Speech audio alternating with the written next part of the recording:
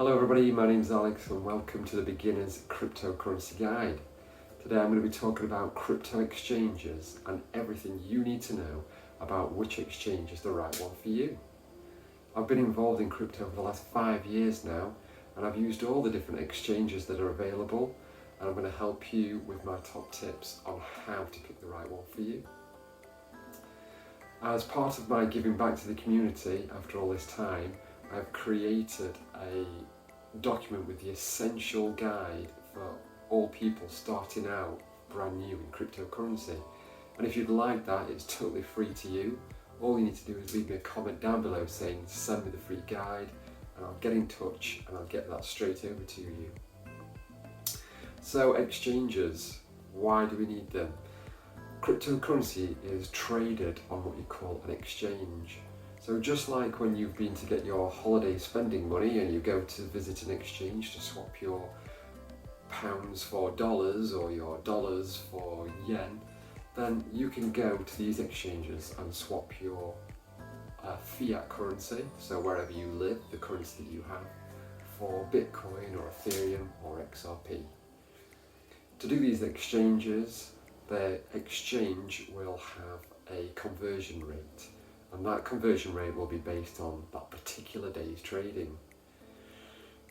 On the different exchanges, you're going to find that some are a lot easier to use than others.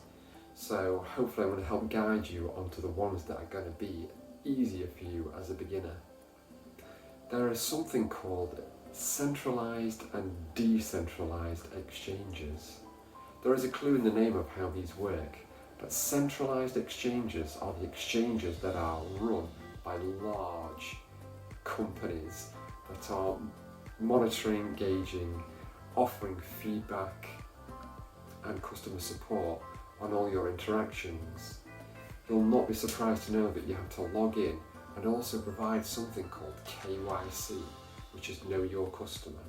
It will require you to input your information and also some form of ID in order to set this up.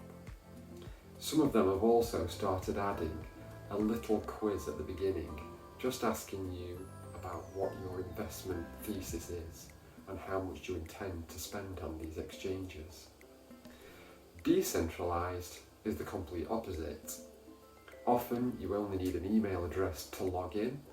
They don't require any KYC. And you'll not be surprised to know that there isn't much way in support if something doesn't quite go your way. So decentralized exchanges are definitely for the more experienced trader. So if there's a crypto you're looking for and it's not on a centralized exchange, then please make sure you get the right advice, or consider whether it's something you want to do if you're not fully up to speed with how these work. So, when you're using an exchange, what you need to do is make sure that you pick one that's really user-friendly. The most user-friendly that I find definitely have to be Uphold and Coinbase. And what I mean by user-friendly, they're very simple. And what that means is that it just literally has a list of cryptos, and you can just right there and then select buy or sell and buy something right there. They offer you fiat exchange, so you can literally go on there with your debit card or your credit card and buy some cryptos right there and then. Decentralized exchanges will not offer this facility most of the time, and will allow you to exchange your currency before and transfer it to the exchange. So this is another thing that you're going to have to learn how to do if you want to go down that route. So Coinbase and Uphold offer these easier interfaces and allow you to look after the crypto much easier. Other exchanges, so for example Binance and things like that, they offer two different types, so you can have a light version and a professional version. So when you get your skills up to a certain level, you're going to be able to move on to the more professional exchange operations, which gives you more flexibility on how you purchase your crypto. It allows you to set up different buying orders and sell orders, which can be quite important if you're looking for a particular price when you're buying a crypto. and they also allow you to store and move your cryptos around a lot easier. One thing with the easier exchanges like Coinbase and Uphold is that sometimes you can buy a crypto but you cannot move it from the exchange. Sometimes it's a little bit tricky. So they often have their own wallets all inbuilt to this, so you can just store it there. But I would always err on caution of how much you're going to store on an exchange. Obviously you have to pick your own comfort level, but on a later video I'm going to discuss more about using different wallets, and you're going to want to look at transferring your crypto from the exchange wallet over to your own independent wallet, which could be a hot or cold wallet of some description. Again, more information about those in an up and coming video with more details. So when you're on these exchanges, you're going to be wanting to make sure that you've got all the security set up correctly. So that your cryptos are safe when they're on there, then you will not be surprised to know you can have a nice big long password.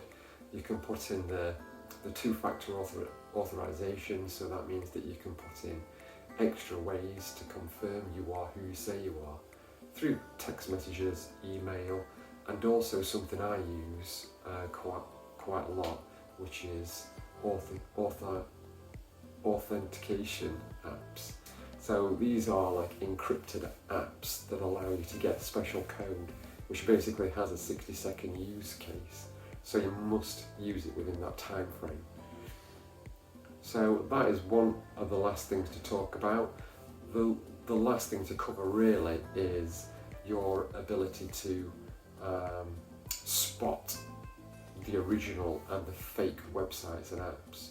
I'm afraid, unfortunately, there are lots of people trying to mimic these, apps and websites, so that you accidentally pick the wrong one. So you're going to have to use a bit of due diligence when you're picking these, and making sure that you pick the right one. So when you're on the App Store, always make sure that it's a verified app that's on there. And if you're on websites, please make sure that you've picked an original website and nothing that's misspelt, or sometimes they've just changed the address so that it looks similar but it's not quite the same. So just make sure that you're well aware of those.